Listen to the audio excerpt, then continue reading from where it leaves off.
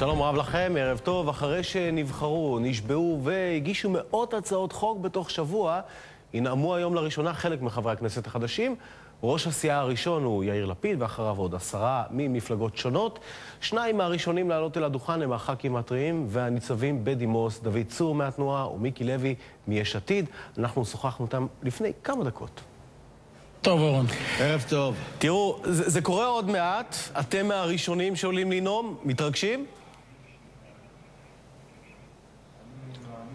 צורי.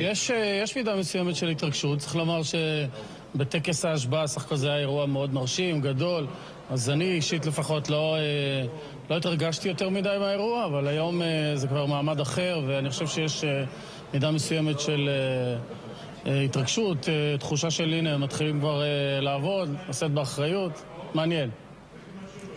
תראה, הייתי בבית הזה מאות פעמים עקב התפקידים הקודמים שמילאתי.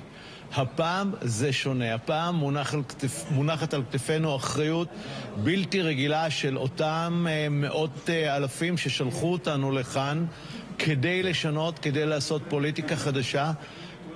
מה שיפה בפוליטיקה, האמת, שתמיד יש את התחושת שליחות, שזה באמת רגע מכריע ונורא נורא חשוב, זה משותף לכל הכנסות. אבל מהו הנושא שבו בחרתם לעסוק בנאום הבכורה שלכם? מיקי, נתחיל איתך.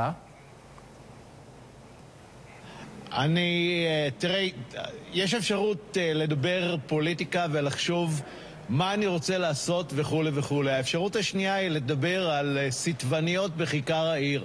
אני בחרתי לדבר על דברים שאינם קשורים לפוליטיקה, קצת על המשפחה, קצת על הקשר שלי לעיר הזו, שהיא המאהבת הראשונה שלי. אני כל כך אוהב אותה, אני כל כך קשור לתושבי ירושלים. על חלק מהנאום מוקדש להם. יפה. ניצב צור, חבר הכנסת צור? ההבנה שלי בסטבניות גם מאוד דלילה.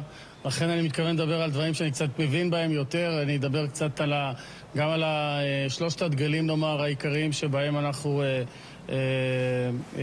נכנסים, גם בעיקר בנושא המדיני, אבל גם בנושא של הביטחון האישי, שזה אתיקט ששנינו בעולם שאנחנו באים ממנו. ומילה גם על כדורגל, איך אפשר שלא, אם כי לא על הדרבי של הערב, אלא על המשחק של אתמול. טוב, אתם 3 ניצבים בדימוס עכשיו בכנסת, אז בכלל יהיה לכם מעניין. מה שמעניין באמת זה מי משניכם יהיה בקואליציה, מי באופוזיציה. יש לכם איזה משהו שאתם יכולים בכל זאת לגלות לנו? איפה זה עומד?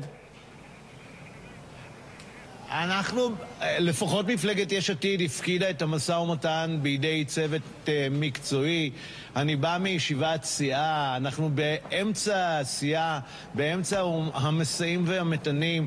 צריך להמתין בסבלנות ולראות לאן זה הולך. חבר הכנסת צור, אתה בתנועה, מה קורה איתכם?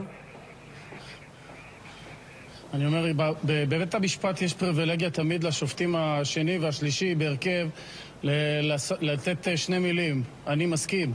אז אני מצטרף לכל מה שמיקי אמר. מה עם התפקיד השר לביטחון הפנים? יש הרבה אנשים שיכולים לחמוד אותו. מישהו שם את עינו על התפקיד הזה? ממש מוקדם, אף אחד לא מתעסק כרגע בנושא הזה. נו, באמת. אנחנו במפלגת יש עתיד לא מתעסקים. אנחנו במפלגת יש עתיד, אני אומר את זה באחריות, מתוך ידיעה, לא מתעסקים בתיקים ולא מתעסקים בראשי ועדות.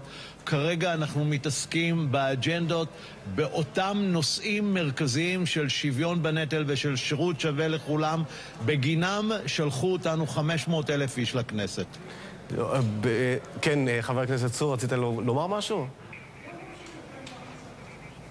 לא, אני מסכים לגמרי, זה מוקדם מאוד לדבר על הדברים האלה. אני מניח שאתם מאוד אצה לכם הדרך, אבל הדברים האלה לוקחים זמן, כמו שאתם מבינים, ואנחנו לא שם. ואיך באמת תבוא לידי ביטוי ההיסטוריה שלכם כניצבים? זה משהו שישפיע על התפקוד שלכם, על הדברים שאתם הולכים לקדם במהלך השירות שלכם בכנסת? אין ספק, השירות גם של צורי וגם שלי, התחלנו יחד מהיחידה לוחמה בטרור. לימים צורי היה אפילו מפקד היחידה, דרך משמר הגבול, מפקדי פלוגות, ועד להגעה לתפקידים בכירים מאוד במשטרה הכחולה. אין ספק ש24 שנים עיצבו חלק מתפיסת העולם שלי, חלק מהדמות שלי, מהאג'נדה האישית שלי, ואני משוכנע שזה יבוא לכדי ביטוי גם בעשייה בכנסת. אני מסכים עם העניין הזה שכל אחד מאיתנו בא עם ההיסטוריה שלו, עם המטענים, עם היכולות והניסיון שהוא צבר. אם כי אנחנו לא חד גוניים במובן הזה, אני יכול לדבר בשמי, אני גם בטח מכיר גם את מיקי ואת חבריי, וכל אחד מאיתנו יש לו גם תפיסת עולם בדברים אחרים נוספים, גם בנושאים החברתיים, גם בנושאים המדיניים, ואין ספק שהעשייה שלנו תתרום לכך, אבל היא לא בהכרח רק בתחום הזה. חברי הכנסת צור ולוי, תודה רבה ובהצלחה לשניכם. תודה רבה וערב טוב. ערב טוב.